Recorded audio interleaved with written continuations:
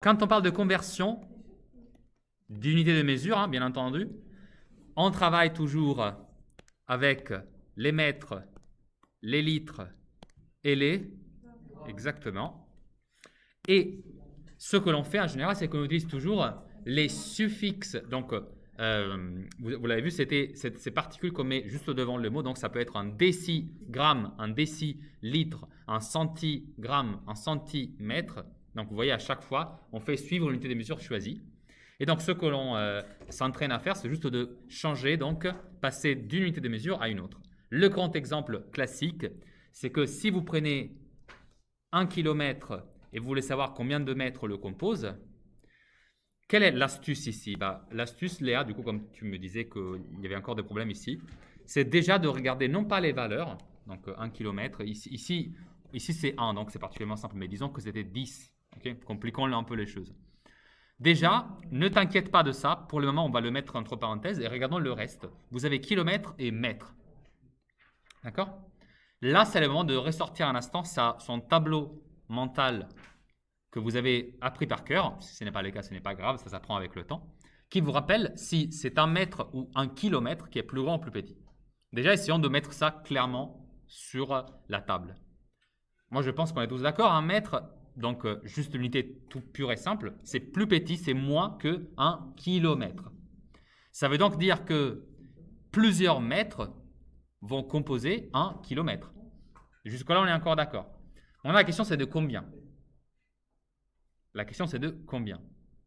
Eh bien, là, du coup, c'est là où le tableau commence à devenir utile parce que, je vous le rappelle, du coup, juste ici, nous, on a ici l'unité et ensuite, on a vous vous rappelez ici, j'avais mis les fois 10 et ici, j'avais mis le divisé par 10. Et donc, ça, c'est l'unité, donc il n'y a pas de mot particulier. Et ensuite, on passe au déca quelque chose, on passe encore à l'hecto quelque chose, on passe encore au kilomètre, pardon, excusez-moi, au kilo quelque chose. J'ai mis une M de trop, une lettre M de trop. Voilà. Et donc, à chaque fois, on a multiplié fois 10. Ça veut dire que pour une unité, j'ai fois 10, fois 10, fois 10, donc fois 1000 km.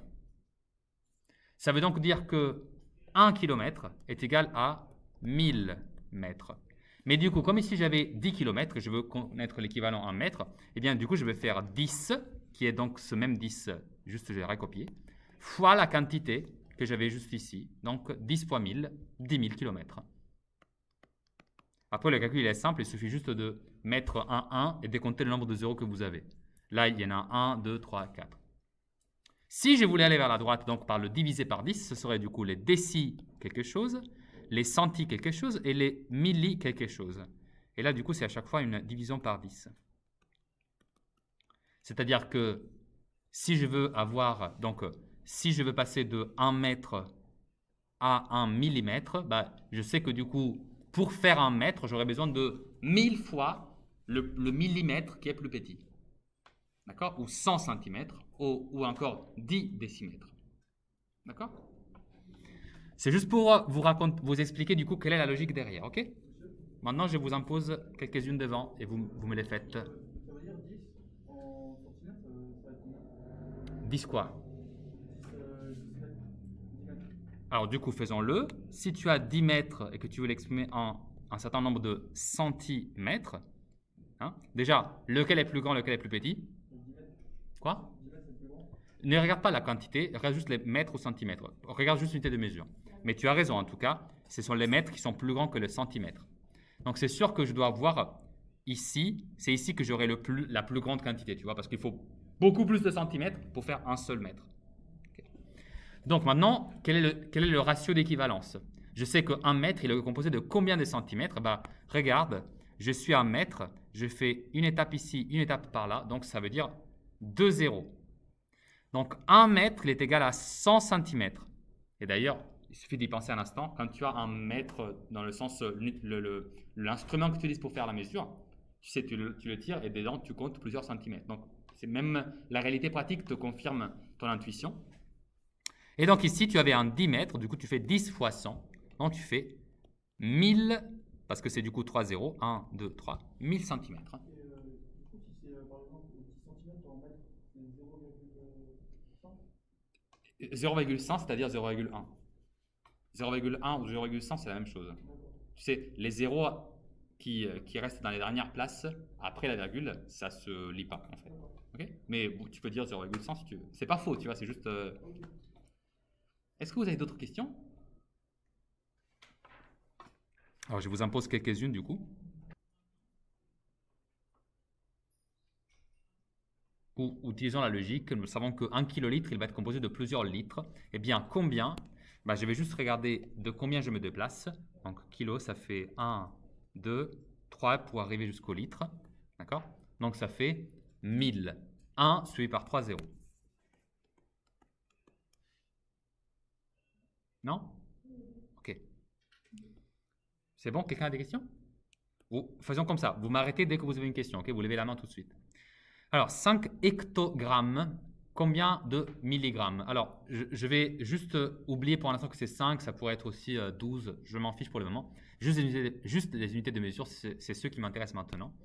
Je sais que, encore une fois, le milligramme, il est bien plus petit que l'hectogramme, donc je vais compter les zéros à partir de l'hectogramme. Donc, ça fait 1, 2, 3, 4 et 5 jusqu'ici. 5, ça fait du coup 1, 2, 3, 4 et 5. Donc, il y aura un 1 devant. Et comme c'était 5, ça va être 5 fois 100 000. D'accord? Quoi? Parce que moi, je t'ai dit, j'ai dit que je faisais l'exercice pour un hectogramme converti en combien de milligrammes. Mais après, je me suis rappelé que c'était 5. Du coup, à la fin, je fais x 5. Et donc, le résultat final, bah, c'est juste du coup 500 000 milligrammes. D'accord? Maintenant, c'est hectomètre transformé en kilomètre. Alors ici, du coup, c'est l'inverse. Le plus grand, c'est à droite. D'accord? Donc, ça veut dire que cette fois-ci, ce ne sera pas plusieurs, mais ce sera un 0, d'accord? Encore une fois, j'oublie pour le moment qu'il y en a 3. Donc, je vais juste le réécrire ici et après, à côté, je mettrai la conversion. Cette fois-ci, du coup, je pars avec les hectomètres et je bouge vers la gauche, du coup, de une étape. Si je fais une étape, ça veut dire que, du coup, ça veut dire c'est 0,1. C'est un seul divisé par 10. Donc ça, finalement, c'est 3 fois 0,1. Et donc, il va devenir 0,3. D'accord?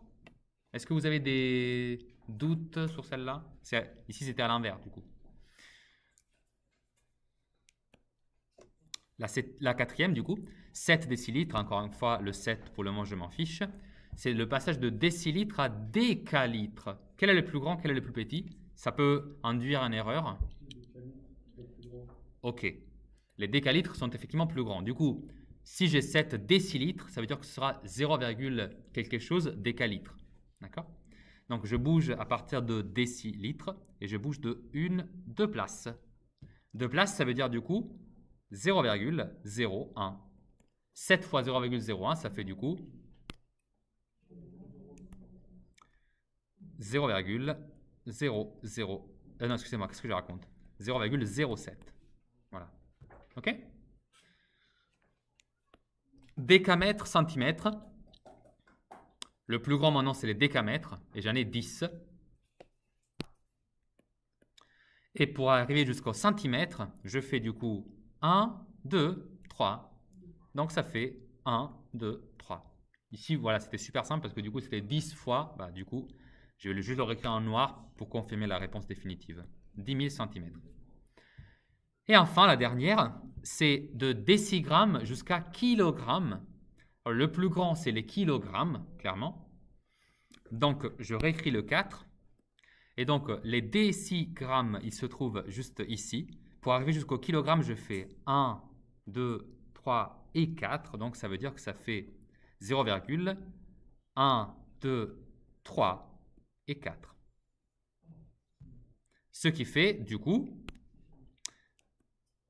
0,1, 2, 3, 4 grammes. Voilà, voilà. Est-ce que ça va? Est-ce que c'est clair? Je vous rappelle qu'ici, on est encore en train d'essayer de rendre ces calculs automatiques. C'est pour ça qu'on les appelle automatismes. Parce que le but, c'est qu'à la fin, vous soyez capable de le faire de façon rapide. Revenons un instant aux exercices qui étaient à faire pour aujourd'hui. C'était ces deux-là, le 106 et le 109. Ok, donc 106, soit UN, la suite géométrique de premier terme, U1 égale à 64. Notez bien, hein, cette fois-ci, c'est lui le premier terme et il nous le dit. Hein, c'est marqué, hein, premier terme, c'est U1. Ça veut dire que ça commence pas à U0. Bah, ça peut arriver, pourquoi pas. On va juste le compter comme U1. De toute façon, ça ne va rien changer, ne vous inquiétez pas. U1 égale à 64 et la raison Q, c'est 2,5. Calculez la somme des 9 premiers termes de cette suite. La somme des 9 premiers termes. Ok? Un nombre caché là-dedans. Bon, là, j'ai juste une chose à faire. Je vais chercher ma formule, celle qu'on a vue juste hier. D'accord? Qu'est-ce qu'elle me raconte? C'est celle-là, encore une fois, je vous rappelle. Si vous ne la connaissez pas encore par cœur, ce n'est pas grave. Mais voilà, c'est dans cette direction-là qu'on va. OK? Et ici, du coup, ça nous rappelle qu'il faut faire quoi? Bah, il faut faire premier terme multiplié fois une belle fraction construite comme ça. C'est 1 moins la raison, 1 moins la raison. Et la raison d'en haut, donc cette raison-là, elle est élevée à une certaine puissance. Quelle puissance? Eh bien, puissance, c'est le nombre de termes que je vais additionner. OK? Alors, si je remplace ici avec toutes les informations que j'ai, je sais que le premier terme ici, c'est clairement 64. La raison, c'est... Oui?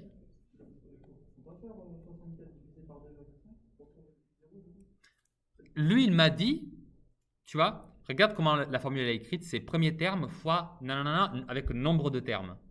Et regarde le texte. Soit UN, la suite géométrique de premier terme, U1. Bien sûr. En fait, c'est juste là pour t'induire en erreur. D'accord? C'est tout. Donc ici, je fais à la puissance 9, parce que 9, c'est le nombre de termes, vous l'avez juste ici.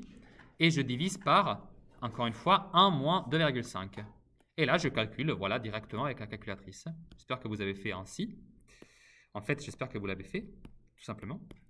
64 fois, et là, parenthèse, je vous rappelle, on met d'abord le numérateur, donc on fait 1 moins 2,5 puissance 9, fermez parenthèse, divisé par, et je mets le dénominateur. Et donc, j'écris 1 moins 2,5, parenthèse fermée. Tac, résultat final, waouh, ça fait beaucoup. Il fallait s'y attendre un peu, j'avoue. Donc, ça fait 162 717. 162 717,75. Voilà, donc, pour ce premier exercice. C'était long? Non, ça va. Hein? Compliqué? Ça va, non? Vous l'avez fait? En général, quand on ne dit pas oui, c'est qu'on ne l'a pas fait. Moi, je ne sais pas quoi vous dire de plus pour vous encourager à les faire. Hein. Si vous voulez, je vous paye, mais je ne pense pas que ça servirait beaucoup. Dernier exercice, et aussi deuxième. Hein. Exercice 109, choisir là où les bonnes réponses. Je vous fais remarquer, hein, c'est marqué que c'est possible qu'il y ait plusieurs bonnes réponses. Hein, là où les. La somme des n premiers termes de la suite géométrique UN de premier terme U0 égale à 9 et de raison égale à Q égale à 1 tiers est, et là vous avez des options. D'accord? Donc, ici on nous demande la somme des n premiers termes de cette suite géométrique. Ok? La somme. Et vous avez donc à votre disposition U0 et la raison. Et vous savez quoi? Si j'étais vous, pour faire un tel exercice, moi, je choisirais plutôt de calculer ça de mon côté et ensuite de comparer avec les résultats. Parce que sinon, je vais être induit en erreur. Et donc, moi, qu'est-ce que je sais? Je sais que je vais faire la somme des n premiers termes. D'accord? Je sais que la raison Q est égale à 1 tiers. Et je sais que le premier terme, il me l'a dit, et j'ai déjà oublié, c'était 9. Avec ça, je peux du coup mettre ces éléments dans ma formule, qui est juste là-haut. Et je dis du coup, bah, ça va faire 9, premier terme. Celui-là. Tac, c'est casé. multiplié fois 1 moins la raison, donc un tiers, élevé à la puissance n, donc je le mets entre parenthèses parce que c'est... Arrête de te parfumer, s'il te plaît, c'est pas le moment. Tu vas pas être odoré par toutes les personnes ici présentes, crois-moi, hein, je te l'assure. Donc, comme un tiers, c'est la raison, je vais le mettre entre parenthèses parce que je le lève à la puissance n. Et en bas, j'écris juste 1 moins 1 tiers. Ça, c'est ce que j'ai obtenu. Maintenant, je vais comparer ça avec ce que j'avais parmi mes options. Alors, dans la première, clairement, il a mis un tiers à la place de 9. Donc, celle-là, elle est à écarter. Dans la deuxième, est-ce qu'il y a quelque chose qui ne va pas ou ça va? Exactement, il y a un petit problème juste là-haut. OK? Et ensuite, vous avez ici quelque chose qui ressemble quand même à la nôtre, à part une différence. Quelle est la chose qui change ici? 2 tiers. Mais qu'est-ce qu'on avait écrit, nous? Nous, on a écrit ici, au dénominateur, hein, regardez juste cette partie-là. Ça, c'est 1 moins 1 tiers. Mais ça fait combien 1 moins 1 tiers, en fait? Oui, vous le savez de tête, n'est-ce pas? Vous n'avez pas besoin de calculatrice pour ça. Ça veut dire qu'il vous reste 2 tiers. Donc, maintenant que je l'ai écrit comme ça, je peux affirmer, du coup, avec certitude, que la B, c'est une bonne réponse. OK? Mais il me reste juste la dernière. Alors moi, je trouve que la dernière, elle est un peu presque correcte, mais il y a un problème. Oui, parce qu'en fait, il suffit de faire un petit passage de calcul pour dire que, regardez, là, j'ai ça. Vous voyez que c'est un produit. Et bien moi, les produits, j'ai le droit de le réécrire aussi comme ça. 9 divisé par 2 tiers fois 1 moins 1 sur 3 à la puissance n. Et si vous développez 9 divisé par 2 tiers, ça vous fait précisément. Donc ça, c'est 27 divisé par 2 fois tout le reste. Ah bah, et heureusement, ils ont fait une autre erreur. Laquelle? Regardez comment comment l'exercice l'a écrit. Il y a une erreur en fait à cette expression-là. Ce un égale à 27 divisé par 2 fois 1 moins 1 sur 3 divisé à la puissance n. Où est l'erreur ici? C'est la même chose, sauf pour un petit détail. Vous avez vu la comparaison, hein? Je vous compare ça. C'est vraiment le jeu de trouver les 7 différences. Hein? Ah bah ça change complètement le résultat parce que regarde, si tu ne mets pas la parenthèse, ici, moi je vais considérer que 27 sur 2, il est juste multiplié avec 1 et c'est tout. C'est cette multiplication-là, tu vois, à laquelle après je vais soustraire un tiers à la puissance n. Alors que si je fais avec la mienne, le 27, je dois le distribuer. Oups, pardon, excusez-moi. Là, c'est l'erreur du manuel, mais c'est pas nous. C'était un QCM, du coup, c'est pas une erreur. C'est fait exprès pour que vous ayez envie d'y cliquer. En fait, non, c'est faux. Vous voyez, maintenant, moi, je dois faire le produit entre 27 sur 2 fois 1 et ensuite aussi par l'autre terme. Donc, les parenthèses, elles sont essentielles. Mais voilà, ça, c'est terminé pour moi. Et donc, j'aimerais un peu vous laisser travailler, vous, sur ces deux beaux exercices. On va corriger l'exercice 104. D'accord? Désolé, je sais que tu as commencé l'autre d'abord, mais celui-là est très rapide. Ça ne va pas durer longtemps. Donc, je ne vous relis pas le texte parce que je sais que vous l'avez bien lu. On a 530 individus et une augmentation de 22% par an environ.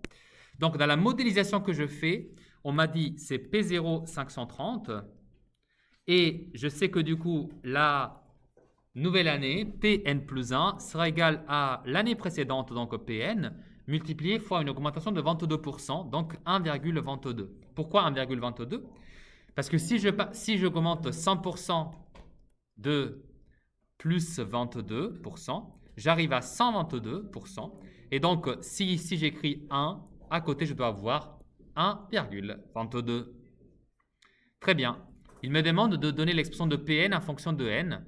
Ça veut dire que du coup, je dois donner Pn égale du coup à 530 fois 1,22, le tout à la puissance n. La voici donc, excusez-moi pour le trait noir, je vous le refais. Voilà donc la réponse à la première question. Ensuite, en déduire une estimation de la population des loups en 2023. Alors, comment je sais quelle est la valeur de n pour 2023? Et qu'est-ce que j'ai écrit?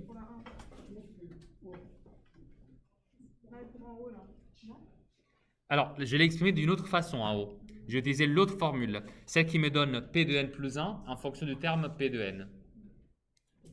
Donc, avec la deuxième, par contre, j'ai exprimé le terme général.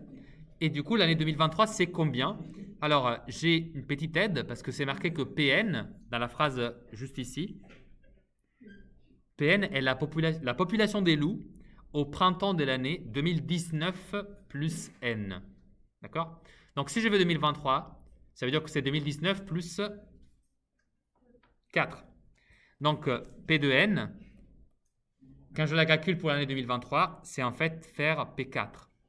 Et P4, ça correspond à faire 530 fois 1,22 à la puissance 4. Alors, calculant cela à l'aide de la calculatrice, là, j'avoue, c'est nécessaire de l'utiliser. Je récupère ma calculatrice adorée et je fais 530 fois, parenthèse 1,22, la parenthèse n'est pas vraiment nécessaire, mais je la mets quand même, à la puissance 4. Le résultat, 1174, des brouettes. D'accord? Est-ce qu'il dit qu'il faut que je l'approche? Je regarde. Non, c'est la prochaine. Il ne veut pas une... C'est juste une estimation, donc ça c'est approximativement égal à... On va l'arrondir quand même. Comme c'est des loups, donc c'est des entiers, on va l'arrondir à 1174, point barre. Troisième question, la population des loups en Italie est estimée à environ 2000 individus. À l'aide de la calculatrice, déterminer à partir de quelle année la population des loups atteindra cette valeur. Donc, je tâtonne à la calculatrice, effectivement. Quoi? Ah, vas-y. 9e? Bah, regardons. Alors, regardons qu'est-ce qui se passe si je mets l'année numéro 7. Ah, bah, j'ai déjà dépassé les 2000. En effet. Bah, regardons. Si je mets la 6e année, ce n'est pas encore suffisant. Mais quand je passe effectivement à la 7e, j'arrive à dépasser 2000 exemplaires. Donc, maintenant, il faut le traduire en année, du coup. Et ce sera quelle année, à ton avis? Si c'est là, n égale à 7, excuse-moi. Ça devient effectivement 2026. Très bien. Bravo. Ok. Maintenant, l'exercice 114. J'ai 3 minutes. Peut-être que je n'arriverai pas à tout le faire. Messieurs Elliott a souscrit un contrat d'entretien pour sa chaudière à partir de janvier 2020. Le contrat prévoit, alors on paye 150 € la première année et puis on augmente de 2% tous les ans. Et donc le premier versement qu'on fait en 2020, c'est C0 égale à 150. Et donc tous les ans, j'augmente ce que je dois payer de 2%. Alors une augmentation de 2%, ça se traduit par la multiplication fois 1,02. Et donc, comme il me demande de calculer C1 et C2, je fais C1, c'est donc égal à 150 fois 1,02. Je calcule ça tout de suite.